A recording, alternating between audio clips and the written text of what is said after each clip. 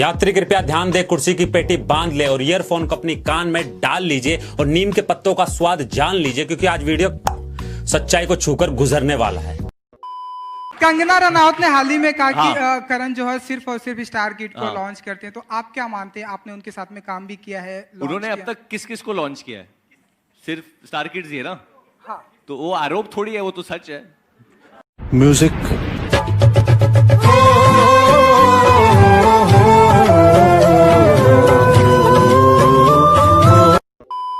तो आज का रोस्टिंग वीडियो थोड़ा सेंसफुल होने वाला है और वीडियो का मकसद सिर्फ और सिर्फ एंटरटेनमेंट करना है। लेकिन अगर फिर भी किसी की गांड में चनूने काट रहे हो तो लाइक अनलाइक का बटन आपके सामने है। कमेंट सेक्शन ऑफ नहीं किया मैंने, कमेंट लिख देना और डिस्क्रिप्शन में इंस्टाग्राम का मेरा लिंक है, मन में आए वो कर लेना। तो चलो फिर वीडियो को उड़ान भराते हैं। क्या तुम तैयार हो?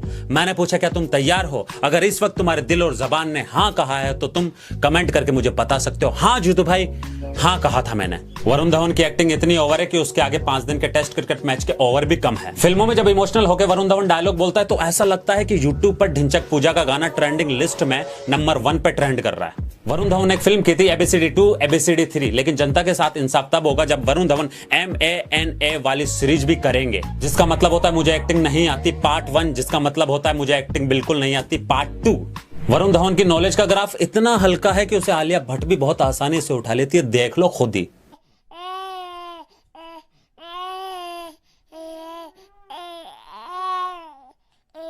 वरुण धवन को बचपन से शौक एक्टिंग का रहा है, लेकिन शायद उन्हें यह नहीं पता था कि मिस्टर गोगो का वो डायलॉग की गोटियां निकाल के कंचिया खेलूंगा वो महज एक डायलॉग था। मिस्टर गोगो को इस तरह का कोई शौक नहीं है। अगर ये बात वरुण धवन को बचपन में पता होती तो शायद आज वरुण धवन एक्टर ही होते और कुछ भी नहीं होते भाई, क्योंकि नेपोटिज्म की औलादों को एक्टिंग करना उतना ही आसान लगता है जितना आसान झांट के बाल। हाँ, कनेक्शन कुछ भी नहीं है, बस चलने दो। तो वरुण धवन की एक्टिंग और इल्यूमिनाटी में एक चीज कॉमन है कि सबने सिर्फ सुना है, देखा आज तक किसी ने नहीं। और अगर बात करें वरुण धवन के अदर टैलेंट की तो हाँ, वो तो मैंने भी देखा है, टिकटॉकर से थोड़ा ज्यादा है।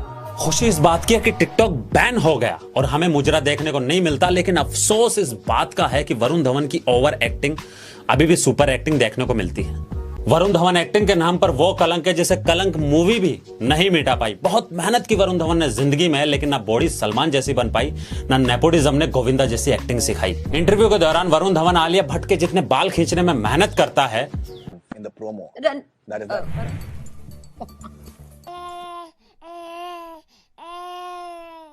अगर उतनी ही मेहनत आईने के सामने खड़े होकर खुद को देखकर डायलॉग बोलने में की होती तो शायद हम्टी शर्मा की दुल्हनिया जैसी मूवी के लिए वर्कशॉप करने की जरूरत ना पड़ती।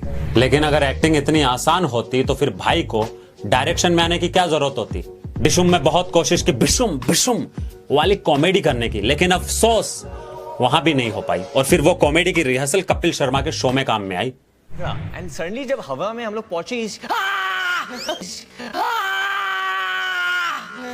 बात करते हैं वरुण धवन के फिल्मी ओपिनियन की। दिलवाले फिल्म इन्हें इंसेप्शन के बराबर नजर आई।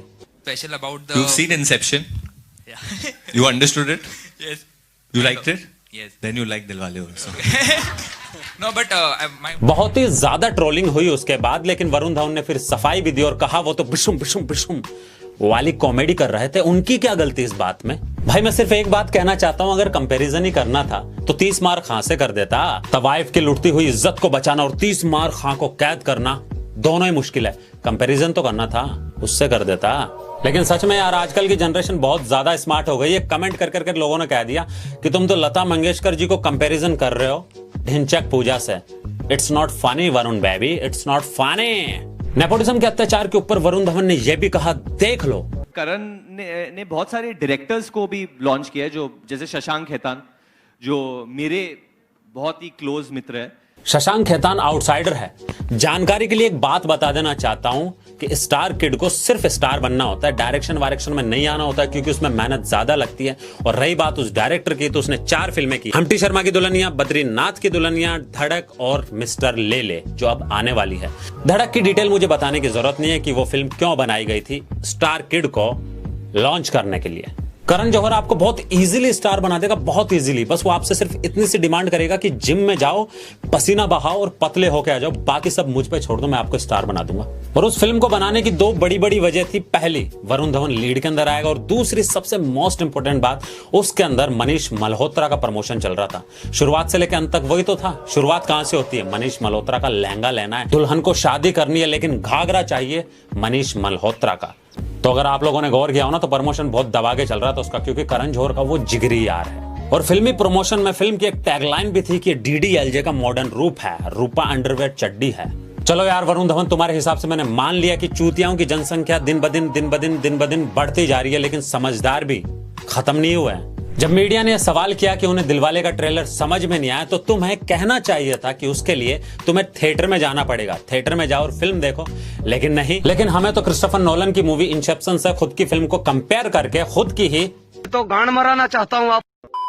नेपोटिज्म के खिलाफ एक और चीज बोली थी वरुण धवन ने, ये देखो। सिद्धार्थ थोड़ी ना इंडस्ट्री से भाई, सिद्धार्थ मल्होत्रा। यही तो सबसे बड़ा सवाल है कि सिद्धार्थ मल्होत्रा ही क्यों, आखिर क्यों? शायद वरुण धवन का ध्यान ओवर एक्टिंग करने के अलावा कहीं और जाता नहीं है, इसलिए तो शायद इन्होंने AI भी नहीं देखा होगा। अगर वरुण देख लिया होता तो शायद ये बात नहीं बोलते। That hurt harder than the time I gave Karan an audition for Shuddhi. Glamour is dharma fit.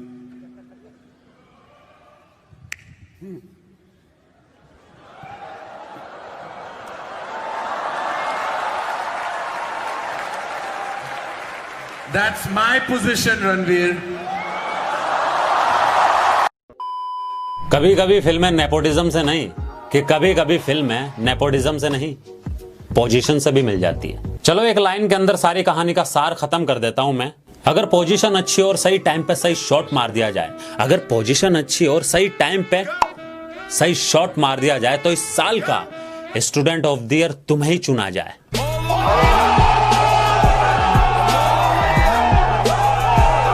और एंड ऑफ द मोरल में मैं तो सिर्फ इतना ही कहना चाहूंगा, अगर नेपोटिज्म का नामो निशान ना होता, कि अगर बॉलीवुड में नेपोटिज्म का नामो निशान ना होता, तो आज वरुण धवन का भी नाम नहीं होता, और टॉप लेवल पे शायद कोई टैलेंटेड बंदा बैठा होता। तो बस आज के लिए इतना ही था। मेरा काम हेट फैलाना नहीं है, मेरा काम है रोस्टिंग करना। मैंने अपना काम कर दिया, तुम लोग अपना काम कर दो। अच्छा लगा है तो लाइक वगैरह कर दिया करो। और जो लोगों की मुझसे शिकायत रहती है कि मैं पोइट्री के चैनल पर रोस्टिंग करता हूँ, मेरा जो सेकंड चैनल है जिस पर मैं सिर्फ पोइट्री करता हूँ, उसका लिंक आपको डिस्क्रिप्शन में मिल जाएगा, जाओ और जाकर देख लो।